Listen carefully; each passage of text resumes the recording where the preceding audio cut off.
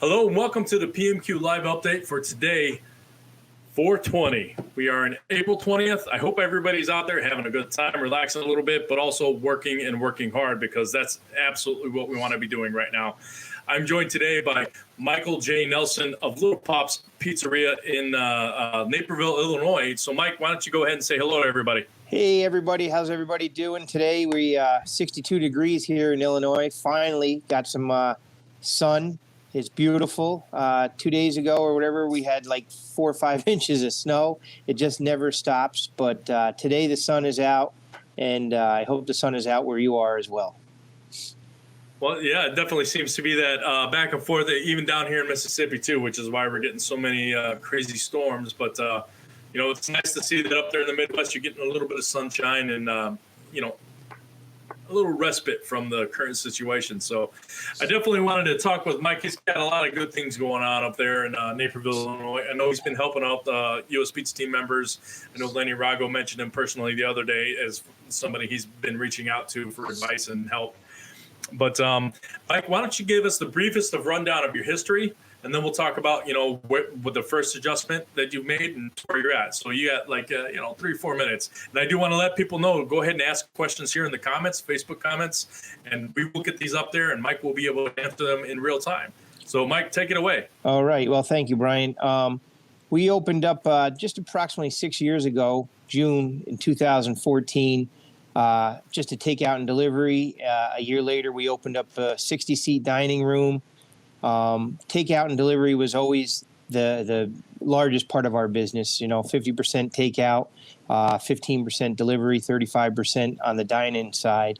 And, it's been going great up until this point, 6 weeks ago, 4 weeks ago, and we had to shut down our dining room. We were lucky enough to be able to switch gears fast enough to keep the takeout and delivery going. So, and that's been going pretty well for us. But, this is, I don't see us having a dining room in any time soon with this pandemic going around, the situation. And so we're using the space for our call center and storage and takeout areas. All right, so that was kind of like your first adaptation right there, is that, just repurposing your dine-in area. I believe you said it was 50% takeout, 15% delivery, and 35% dine-in. That's still a big percentage for dine-in. So, yeah, and I mean, we thought it would grow a little bit bigger. I mean, we still had hour and a half waits sometime on Friday and Saturdays to dine in. And just before this all happened, we were in the process to expand and put a full bar in, more seats. And it's kind of on hold right now to figure out where we're going. Okay, well, you're in that. I mean, it's a peculiar seat, too, that you were actually getting ready to, I don't want to say renovate, but upgrade. That's on an existing shop right there? Yeah, that we were talking with the landlord to move a couple shops around that are on the left and right of us, and that would help us expand. We need more kitchen space desperately because, again, this little pizzeria that we took over was only made for takeout and delivery, and they did it on a smaller scale. But we have not just a full, big pizza offering, but we also have a full kitchen menu, and our kitchen side is still as busy, if not busier now, with the takeouts. It's amazing to see how busy, people want that comfort food, and that's what they're coming for. They still want their favorites. They get pastas and pizzas, and these orders aren't small. It's easy to make 1-2 pizzas at a time, but when you're getting 4, 5, 6, and then they're going with 3 or 4 or 5 dinners, these are what we see. The tickets are larger, definitely much larger. Okay, well, I mean, that kind of brings me to another point right there, is that you were already kind of set up but you were already set up for delivery and carry out. Now, you had mentioned to me that you were kind of up 30%. I don't know if that was just a guess or, I mean, if it's a standing number, but I mean, how are you up during this situation right now? So back in February, we entered a little contest in Naperville here, and it was 9 pizzerias got asked to support the local Lions Club, and they were doing a Naperville Pizza War. So we took our New York pizza over there, and we did it for those guys, and we won. We won best crust, best sauce, best overall, and that upped our business 30% from that, and all got us all new customers, put us into a different, we were just in a whole different ball game. So we were already busy from that, and then when this happened, the situation happened, we actually jumped another 30%. So business is actually up about 60 to 65% than when we started in, let's say, we closed in the end of January. And it's just, it's a blessing. We're deeply rooted in the community, and we get new people every day, and it's a combination of everything, from the free pizzas that we're donating and people never hearing us before, and then they want to come support us, so they come back and buy pizza. I hope they don't all come back on Friday and Saturdays, because those times are getting long. I mean, we're 2.5 hours on Friday night for pizzas, and people wait. And I'm like, Tuesday, Wednesday, and Thursdays are available. Come on down. Yeah. And they're not even normal nights. We're doing those nights. We're doing Friday night numbers, old Friday night numbers on Tuesday or Wednesdays. So we're in a whole different situation. The crew, the team, is just we're just trying to adapt as fast as we can to what's going on. Well, I mean, I did want to just kind of ask a question that you said you're in a whole different situation. I mean, you're seeing your numbers change from the nights, before the situation. Because I know we were talking earlier, and you were saying that when you found out that you guys were going to have to close, government mandate, that's the day you're usually the day before. Why don't you explain it? You were going to close on Sunday, but Monday, but you invited everybody to come out Monday. I mean, you had to make this adjustment. So, yeah, I think the governor went on TV on Sunday at 3:00, and I talked to our marketing guy, Stuart Meyer. He does all the behind the scenes for the marketing and everything that we do, and building our neighborhood newsletter and the website. So Stuart and I have been working together for the last 1.5 2 years, and he also did our documentary. But I called him and said, look, we got to put a game plan together. And it was a Sunday afternoon, and he's with his family, and he stopped what he was doing because he realized how serious this was, and he put a game plan together. We put one together. As he was working on that, I ran into the kitchen, and I spoke to Vicky, and I, of course, we're here 24/7, but we talked amongst ourselves, and we went in the kitchen and explained to the staff what was going on, and we spoke to the whole restaurant as well, the team. But we needed chefs. Everybody up front was all happy. Yeah, we can work tomorrow. We can serve. I said, well, we need somebody to cook the food, so let's go see what they're doing. Of course, it was their last day of the week to be working, and we explained what was going on, and they all committed to come in on Monday for the last service in the dining room. And we blasted that out, through our newsletter with all the emails that we captured from our POS system. And we had such an amazing turnout. It was, to date, at that time, it was our busiest day ever. And that was supposed to be a day that we were closed on a Monday, normally. So it was crazy. It took almost zero time, because people are paying attention to this, but almost zero time to get that advertising out. And everybody's like, we got to go get our little pops before we can. So you're gaining new customers, and I wanted to ask, this is something you said that you're actually able to gain some new customers from this. If we could touch on this briefly real quick, how are you actually managing that during this situation right now? So every time we know it's a new customer when they call in and they're not in our POS system, in our loyalty program, and our team does a great job capturing that information. Okay, who do you use on your loyalty program or your POS? So last year in August, we switched gears to Revention. We made the investment thanks to Tony Trajano from JB, Alberto's for helping us out. And going that way, I don't know where I went, but can you hear me? Yep, we can hear you, man. Uh-oh. There I am. Okay. Yeah. Because he uses Revention and he's really busy with delivery. So we figured if it worked for him, it's going to work for us.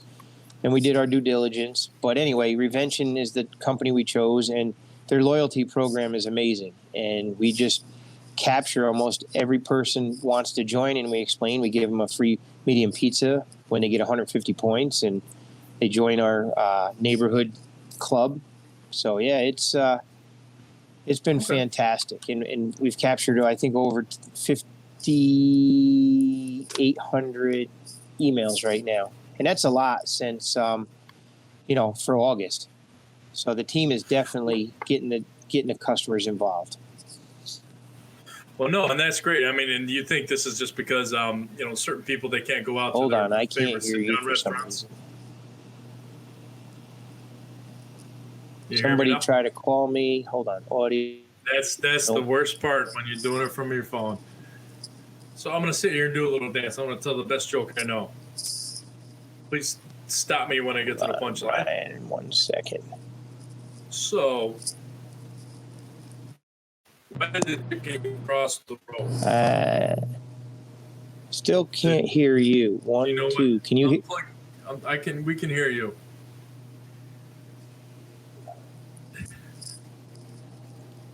This is why we need it on the laptops. Just go back. Hold on. I don't know what to do. Where's your son, my friend? All right, yeah, hold on, guys. Stick around. So, what we're going to be talking about here, though, is that he was able to set up through Revention, and be able to capture all these emails. And what I'm thinking is, can you hear me? No. What I'm thinking is that because a lot of people can't go Brian, to their favorite. hold on 1 second. I'm going to cut out, and then I'm going to come right back. Yeah. So now it's the Brian show. He's going to be all sideways and backwards and upside down. I might get the guitar and just play you guys a song. Who knows? But as far as getting your POS to honestly capture this information, you're going to get a lot more information from some of these guys coming in now, or a lot of customers, I should say, because people are they can't go to their favorite sit-down restaurant, so they're looking for that alternative. And that's the blessing of the pizzerias, is that a lot of them are set up for carry out and dine out, carry out and take out and delivery, so they're already ready to go. So it's one of those things where you're already set up for that, but now you need to gather that information to keep these guys, and so you can hit them with direct mailers later on. Just make sure you're engaging them and keeping them involved. And here comes Mike. I think I saw we lost like 5 people. He left, Mike, and everybody took off. Can you hear me? Yeah, I can hear you. I don't know what happened. All right, it happens. It's because your phone. That's all right. So moving on, I was just telling them that with Revention you're able to capture names and emails and get the new customers, but also it's because that a lot of their favorite restaurants they can't go there anymore. So now they have to figure out the carry out, take out, curbside delivery options. So maybe these are people in your own neighborhood who have not seen you yet, but they're coming through now at this point. Right, and I think we adopted to that curbside pretty quickly. By Tuesday, the next day, we had a game plan. We had one table out there because we were just trying to figure out how to do it. And my son was able to switch our old phone system to a text, and it would go to an old, my wife's old phone, but at least they could text to it through our phone system. And then we could call them and tell them that when it's ready, it's going to be on the table. And that worked very well. And we ended up getting more tables. So we have 6 tables out there and a brand new phone system that can capture all this information at once. And so now, again, we went from 3 phones, just answering phones, and to 10 phones. And so our technology is still growing. Well, and you said you jumped on Revention. They're actually doing a webinar on Thursday if people want to come in and listen to your story, a more in-depth story about how this has worked for you. It's on Thursday, April 23rd at 2 p.m. Central. And I will put in the comments, I will put this link up if you guys want to go there and register. And then past that, we're going to just kind of move on with your story there, brother. So moving on to this Naperville Bubble with a question mark in my notes. What do you think that is? Is this something that maybe actually helped you, I don't want to say survive, but thrive in this situation right now? Yeah, I think, Naperville, there's a lot of discretionary spending here. Especially like I said, we're located in the middle of a neighborhood in a little strip mall off the beaten path. We're not on the main strip or anything like that. We are a neighborhood spot. And so the discretionary spending, people have it, and they don't have the gas bills. Of course, gas is the cheapest it's ever been, but they're not driving to work. They're not going downtown Chicago. So they're cooped up in their house, and they want to come out and support their local neighborhood pizzeria, and as well as the other restaurants that are, open. But we have just been blessed. Again, it's a big part of Stuart with his emails and the way he tells our story into the neighborhood. We are definitely into the neighborhood. We want the neighborhood to be involved with us as well as we're involved with them, with everything we're doing. And but this little bubble of Naperville is it's just really helped us, And but I mean, that's definitely a unique thing. It's not going to be everywhere. I mean, no. Some people some people won't. Yeah, and we use the bubble freeze in different ways, but sometimes, but it's we're just blessed. We really are blessed to be where we are. Well, and I think this also goes along with you talking about the community outreach is something. And thank you, Austin, he says he's going to have a laptop set up for you next time. So that's my tech son. I could have had it set up, but I got the wrong headphones. I got the one for the phone and not the other. I got an old laptop that has a different connection. I don't know. That's fine. So as far as like reaching out and staying and, with the community, you have something that's called Stories with Mike and Vicky. These are basically updates for your customer base, kind of what's going on, just short little videos you put on Facebook and stuff like that. Yeah. Well, we do the monthly newsletter, and Stuart will ask us, what do we got going that month, and what's happening, what's the changes, what's updates, and that tells our story, And then we also, when we go out to a pizza expo or whatever we're doing as a family, we try to show that we're finally get some family time, because when you're running a restaurant 6 days a week and you get to sit down with your family 1 day a week and have dinner, it's not normal. So we just try to keep some normalcy in our life. When we had the 3 days off for Easter, took Sunday, Monday, Tuesday, and that was 3 dinners in a row that we all got together. So we posted those pictures, and again, our customers, our customers love to see what we're doing behind the scenes. They love it when we take a vacation or take a break, because they realize how hard we work 80, 90 hours a week, as the other operators, and it's a lot of work. I never knew how much work it was. My nephew never told me how many hours I was going to have to put in. At 53 years old, I jump in, to the pizza game 6 years ago. But it's the most rewarding business that we've ever done. Getting to know the customers, now they become our family and friends, and seeing kids being born, little babies, and now they're 5 and 6 years old, and they've been coming to Little Pop since, day one. So. Well, that's great. You got to build that customer base, and you got to build it early so that it keeps going on. So I did want to actually talk a little bit more about that. So you've got this Heroes. What is it? Hero Relief Foundation. The Frontline Heroes Relief Mission. Frontlines. Yes. Yeah, Frontlines. So we deal with everybody that's working. From the healthcare to the police, the fire, the local people at the grocery stores. And then we also are feeding families that are out of work and that need it. So we just try to give back as much as we can and get our customers involved to help with that process. Where for $10 you can donate $10 and you get we'll donate a free pizza to the front line.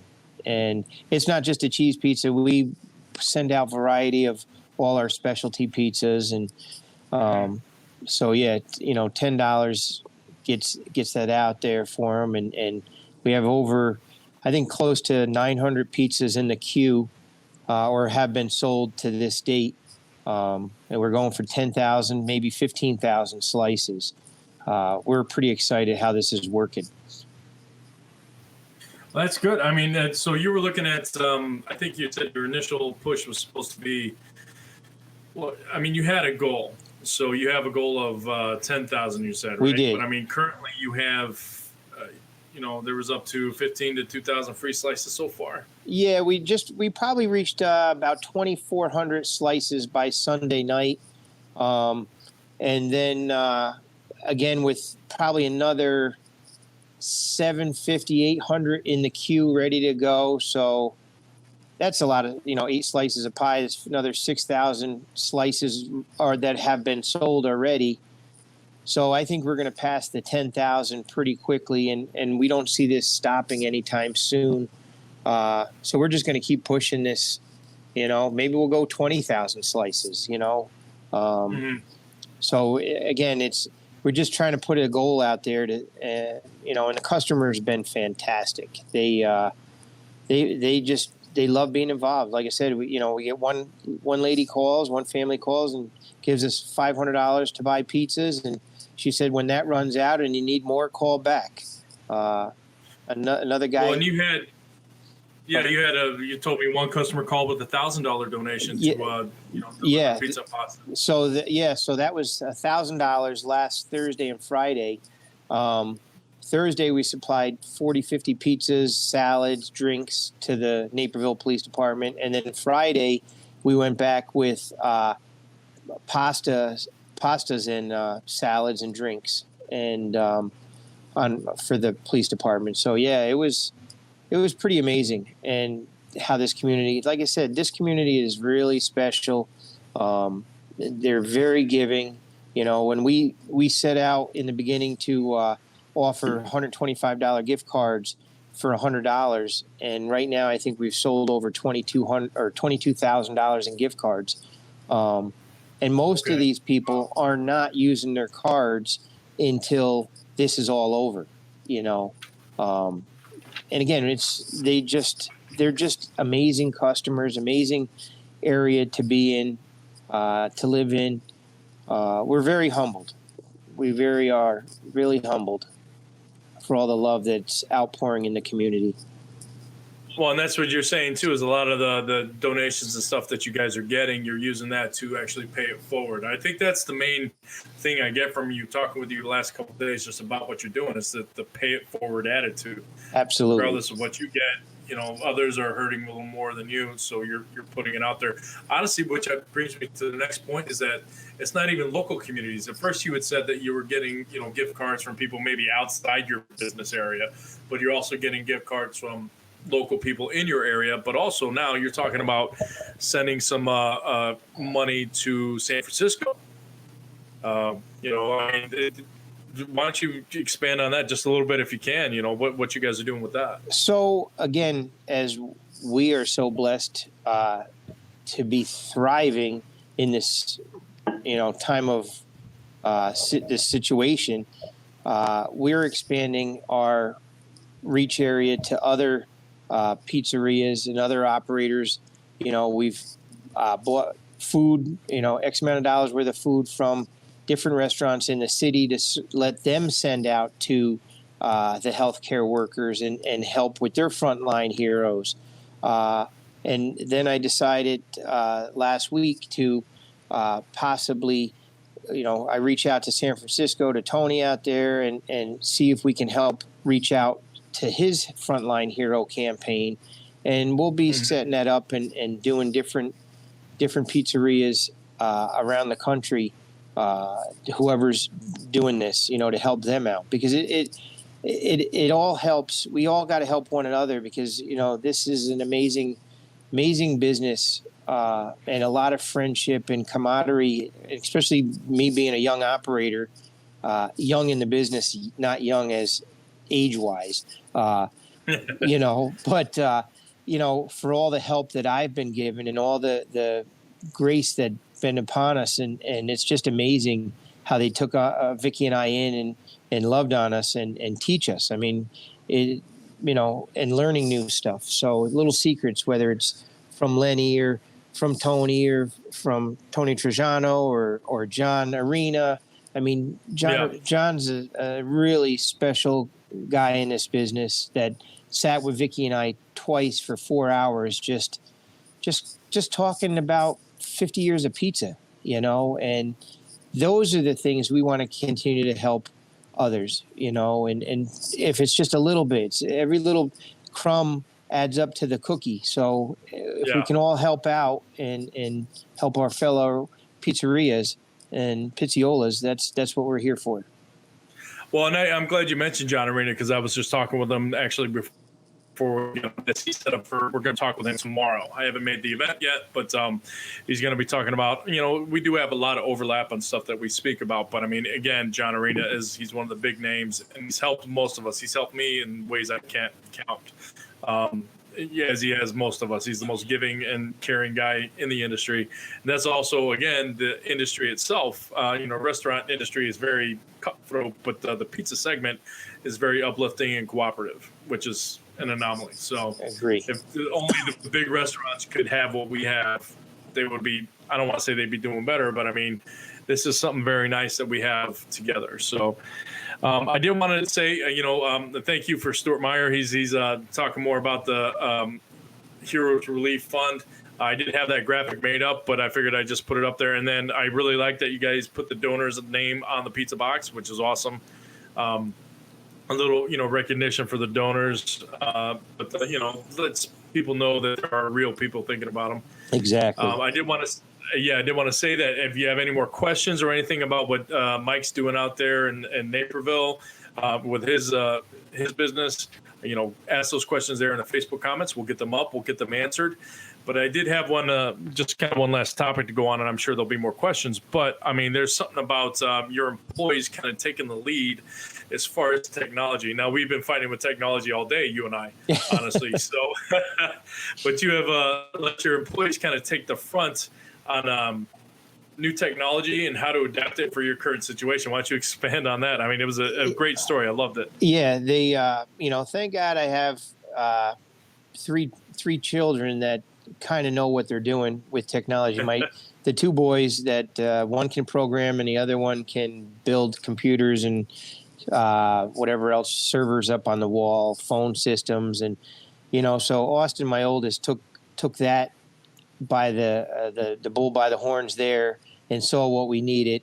One of our employees is a teacher, and of course she's not teaching right now as much as she needs to be, but they use some kind of Google Doc thing. So we have a screen at the call station, a screen in the kitchen, so they can see the names that are people that are here.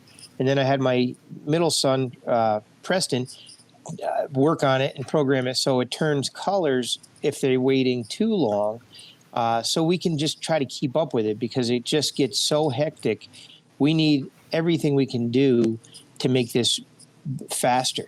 And, and it's just, my daughter's on the phone calls and picking them up and the technology and teaching the other kids how to do this, and it's just amazing how they came together, and they're just fixing and something and just solving problems. Well, and you had mentioned to me too that they led the helm to use the technology, but to also do adapt to contactless and curbside.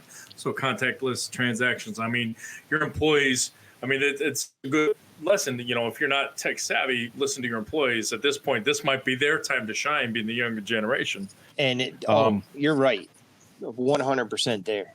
Absolutely. Yeah, and I mean, also you had mentioned that your employees were just asking you for all this, and at one point you threw your hand up and said, "Whatever you need, I will get for you." Oh yeah. And that's kind of, as far as the technology, iPads and things like that. Now, I mean, are you going to keep all these adaptations when everything's over? Because customers have been retrained. And actually, I did want to say that, yes, I did, James, we're going to get to your question here in a second. And then Austin, I see your comment there.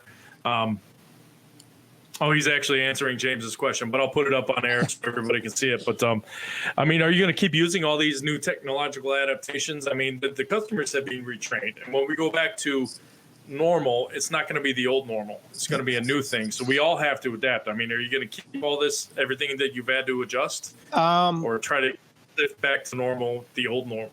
No, I think this is going to be the new normal for us. Because we didn't have a big waiting room in the past. So on Friday nights, it would be jammed, not only with the customers picking up their food or waiting, for their pizza, but it was also jammed with customers trying to wait for a table. So, and like I said, we were going towards expanding anyway. And now we just redid took our dining room and commandeered it. And now it's going to be, our takeout. And so we can't go back. We need this space to bring the pizza. I think it's more comfortable for everybody to come out, wait in their car. They're on their phones. They're listening to music. It's very comfortable. They're in a safe environment. We do miss chatting with each other, talking. So again, I think we're going to stay this way. We are probably, until we can get the expansion done by next year. We don't plan to open up our dining room this summer or next fall. Well, I mean, and you said that, your business was 50% takeout anyway, and 35% drive-in. I mean, dine-in, I should say. I'm sorry. Yeah. But I mean, how many tables were full at one time? Do you have another percentage of the tables you can take out to accommodate for your new takeout space? I mean, is that something that you could see? Is like we had 4 or 5 tables that were empty every single day. Let's just use that space for carry out and delivery. No, on Fridays and Saturdays and Sundays, absolutely, we had no space left. Okay. Nothing. And in fact, we were hoping that, when the summer comes, we can put the overflow out on the patio. Mm-hmm. But again, the way we're set up, it was started as just a pick up and delivery pizzeria. Right. So it's only 1,200 square feet for each side, so 2,400 together. But again, our kitchen is busting at the seams, so we're making adjustments in there and making more room for the pizza side to work. So we're out of space, and it's a good problem to have. And we can't move Dairy Queen that's to the right of us until next winter when they shut down. So that's why I said we're just going to keep making this work even better and faster. From our 2.5 hour wait times, we'll get it down to 45 minutes. So that's our goal. That's what we're working on right today. Okay, great. I mean, yeah, you're adapting to what you have right now. I'm looking forward to expanding in the future and getting kind of back to a full-on dine-in. But I did want to address James's question. Delivery charge, question mark, 2 question marks. Yep. Third-party delivery service, yes or no? I mean, did you adjust your delivery charges at all? Did you incorporate a third-party service? What's that experience been like if you have? Okay, so no third-party for us. We will never do third-party. We don't believe in it. It's just me. Now, it works for other people, but for us, we did, like I said, we moved all our people around, from servers to counter people our drivers. We even some extra help in the kitchen. We made into drivers and to doing the curbside pickup. So everybody's still working except for maybe 3 people.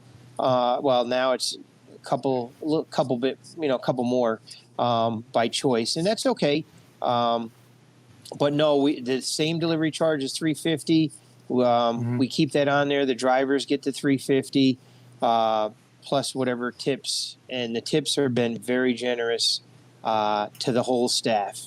And so we'll lead into where now the staff has been tipped so generous that we're sharing with the rest of the kitchen and the whole restaurant. There's still enough left over where they put in a pool for the non-workers. Oh, wow. That's great. To tip out to them as well. So the team has just been extraordinary. And we're just seeing all these, and I call them kids because I'm the old guy, all these kids stepping up and just, there's no more calling in sick. They know they have to come to work. I mean, if they're sick, they're sick, but you know what I'm talking about. These guys are just working, it's just amazing. I've never seen a team work so hard and so passionate about what they're doing and getting along. I mean, we've been together, for the last 8 weeks, just in and out, or 6 weeks, whatever it may be, around each other. And, it's just amazing. And we're just so proud of them. And we just keep praying for God to keep us healthy and keep our family and our customers healthy and just keep going each day. Well, I definitely like the part about the other tipped employees creating a pool for the non-working employees, because it's certain people had to be let go, not of their own volition, nobody's fault. Right. So it's great to see the staff taking care of other staff because they understand the situation. I did want to ask you a little bit about, just real quick, kind of getting off topic, but your documentary. I guess there's one out there, and I have seen it. I have to rewatch it. I think I've seen it. But, you got another one coming up. But, I mean, I found this little nugget on your on the Facebook. But let me see if I can find it here. There we go. I thought this was really cool. Yeah. So this is what Stuart does for us. This is all Stuart. He's the brains behind this. Okay, that's the Stuart. Okay, nice to meet you, Stuart. Now we've been properly introduced. Okay. So Stuart Meyer, he has a company, Social Frequency. Our relationship is that he's a connoisseur. He loves New York pizza. He loves barbecue. And when he first found us, maybe 3 months after we opened, 4 months, I think it was, he just came from lunch and somehow came across this Facebook page. And he was just finished lunch and drove over and got a couple slices because he couldn't believe New York pizza was in his neighborhood, and he didn't know about it. And then he knew, he got into our story over the years, became friends, and he kept telling us he wanted to do a documentary. And we're like, Stuart, what are you talking about? Who wants to see 2 old people making pizza? It doesn't make sense. But his storytelling, he kept begging. And we just said, okay, just do whatever you got to do. And because we had no clue what he was talking about. And he wanted to tell our story. And his story was, telling our story was amazing. We sat there, we watched it, we cried, we laughed, and we forget how hard it's been, what the journey's been. And it's just amazing. So, we work together on a weekly basis, daily basis, and he's part of our team now. And so we will be doing a part 2 and little snippets here and there. And we don't know what the part 2 is going to look like. I didn't know what part 1 was going to look like. So, stay tuned, because it's a journey that we're living every day. We try to document as much as we can. Today I took a panoramic picture of our dining room, and it's not what it was 6 weeks ago. And, the next thing that comes down are those little twinkly lights behind us. We start taking it apart more, and that's the ambiance. That's what people love about Little Pops is the how warm it feels in here, and we know we're not going to have that right now. Yeah. Well, that's the hardest part is making those adjustments. I mean, taking out the little things, that's going to cost money. It's not necessary at this point, unfortunately, but it will be necessary again. So don't, keep those 25,000 Italian imported twinkly lights ready to go. In the words of Clark Griswold. So, well, no, I definitely appreciate you and, what you and Stuart are doing as far as like getting your message across. That's great. And your work with the Revention. I did put up that link if anyone wants to watch the webinar. Come and get a little bit more history about Little Pops and Mike Nelson himself. That's on Thursday at 2 p.m. Central Standard Time. The link is in the comments. But I mean, I just wanted to, that was my last two notes. Are there any last thoughts on that you can give to anybody in this situation right now? Something that maybe you've come across that you had to overcome, or just, just words of wisdom, something like that, just to pass on to everybody who's watching. I think the biggest, I guess, nugget for us was to be embedded into the community, to have that information that you can share with your customers, whatever you're doing, just send it out there, and keep them informed. And it always says those with, all the information are the ones that are going to be able to do it faster, years ago, I would never probably keep all these emails. Who wants to be informed? We talked about text messaging, but just keeping our customers informed and updated to what we're doing and how we're doing it is really been key for us. It really has. Definitely big into the neighborhood. We tell our story. It's memories, it's moments, traditions, family. And just that's what we do, and we do it pretty well. And again, our team has been fabulous. Do you think that message that you're putting out on social media, do you want to do a lot of crazy updates? Well, now we have to do this because this happened, or do you want to try to portray that normalcy? Say, hey, we're one day don't even mention the situation. Just show a video of you guys making a pizza. I mean, what do you think is better? Or is there a healthy balance? I get to talk to the customers. I poke my head out the door and I keep my distance. And, I think we all recognize we need to social distance. Things are going to be different. But yet we're keeping normalcy in their life as well. I mean, when I go to an Italian family's house and make a no contact delivery, it's weird, number one. That I go there and I have to put it on the porch, step back, make sure they answer the door, but we have our distance. And she goes, "Oh, Mike, thank you for staying open and for delivering food because I'm tired of cooking." And I'm thinking, Candace, you're Italian. Are you really tired of cooking? But she said, "Yeah, Maron, I got it. This is eight days in a row. I don't, thank you, and they probably come twice a week.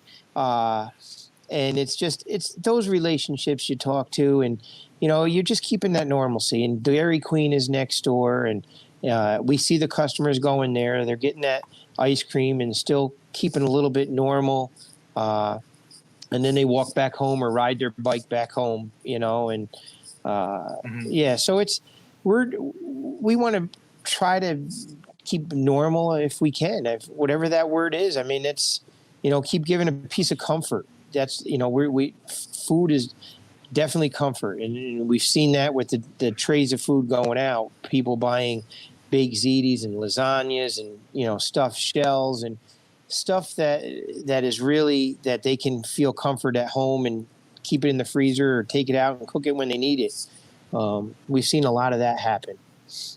Well, I think you kind of nailed it on the head there, is that food is comfort. As long as we can kind of provide that comfort with, as many comforts that have been taken away from us in this time, that's what people need. So, I mean, we are absolutely, they're calling us essential businesses, but, we're also just essential for people's, state of mind. Absolutely. I always say stay safe and stay sane. So I did want to, and I'm going to throw this one more time. If anybody wants to ask some questions, this is your last minute. But I do want to throw this up to you just because I'm a super nerd, and I assume this is the competition that you won.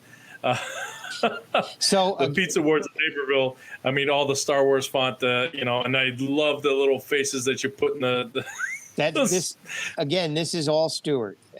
I'm not that creative. I think he's a nerd as well. But he's super talented, and this is all him. And it's just, I don't even know if I knew that Star Wars and Pizza Wars were the same thing until we started seeing some of this stuff. Yeah, I mean, it's crazy. This is the fun stuff that he does and puts us out there. And again, customers, they understand it more than I do. I post the pictures with the Italian colors around it. Those are my pictures and posts. And or the frontline heroes with the blue and the white colors, and that's my stuff. And he's more creative and definitely more geeky than I could ever be. He is. He admitted as much, especially when it comes to New York pizza. So, definitely thank you so much for your time today, Mike. Thank you, Stuart, for your contribution to everything that Little Pops is doing. I'm definitely going to have Mike on again, when we get back to the new normal, just kind of do a follow-up and see how things are going. But if anybody wants to reach out to you, what's the best way to get in touch with you if they have some questions? Because I know a lot of people are calling you. They can, I guess, PM me. I don't know. Now I don't even know. Should I give them my cell phone? I don't care how you call me. Just that's up to you, man. I don't have that ticker ready, but I mean, there's the Facebook and the website right there. They can get me through Facebook. I do all the answering on Facebook, the website. Okay. So. Worst comes to worst, call the Pizzeria. But you can definitely find me on Facebook with Michael J. Nelson. Friend me if you want to be a friend of mine. Maybe unfriend me if you don't like me anymore. I don't know. Well, all right, that's great. We got one more here coming in there. All right, so Jamie Schwartz, thank you so much. She's complimenting Stuart Meyer there. So. Thank you, Stuart. It's been a fun time. Austin Nelson. Oh, here we go. Your tech man here. Info at littlepopspizzeria.com. That's great. Yeah, he gave us all new emails, and I still don't follow protocol. I don't know. All right. So it's easy enough. Info at littlepopspizzeria.com. That should be easy to remember. So if Mike's available to help you guys if you have any questions, or maybe, just want to bounce some ideas, or maybe even vent. I know there's a lot of people who just kind of called up and vented, and, he's I don't want to say talking down. Oh, all right. Austin's throwing up some phone numbers now too. There you go. 630-210-8084. Is that your cell phone, or are you about to get a bunch of calls right now? No, that's the Pizzeria phone number. So I'm sure there's a way. Great. He's got some kind of technology to talk to Mike, push 5 or some. Who knows what he's got going. All right. Well, that's great. Thank you so much, Austin, for your help. And, I'll definitely be back and talking with Mike. So you can be in on all those conversations and pre-planning. So I want to thank everybody who's tuned in. I will be talking with John Arena tomorrow at 2 p.m. Central Standard Time. It's going to be a great conversation. He's going to also be talking about what it's like out there in Las Vegas, dealing with the tourism and having places in the airport, the casinos, and on the Strip, as well as the residential. He's got a lot of tips that he can give to us. Plus, he's just an all-around great guy. Absolutely. So anything you want to know from him, he's going to be ready to answer. So tune in for that one. It's going to be epic. So, Mike, thanks again for your time. I think we're going to get ready to go, but if you want to just do one final send-off. I just want to say thank you, Brian, for allowing us to come on here and just share what's going on over here in Naperville, and it's just, we appreciate it. We're totally blessed. We got a great team. So far, so good. And, anybody that needs help or some guidance or just want to talk, and, we're here. I'm here for you, and if I can't answer the question, my wife will answer it, because she's definitely got all the answers. I think she might have even unfriended me on Facebook. Well, I put this thing up a minute ago, but Stuart said that, of course, Vic is the real boss. Oh, so. Absolutely. Yeah. All right. Well, thanks again, Mike. Thank you guys for tuning in. I'll see you guys tomorrow. And until then, stay safe and stay sane, please. All right. Thank you. Ciao. Ciao.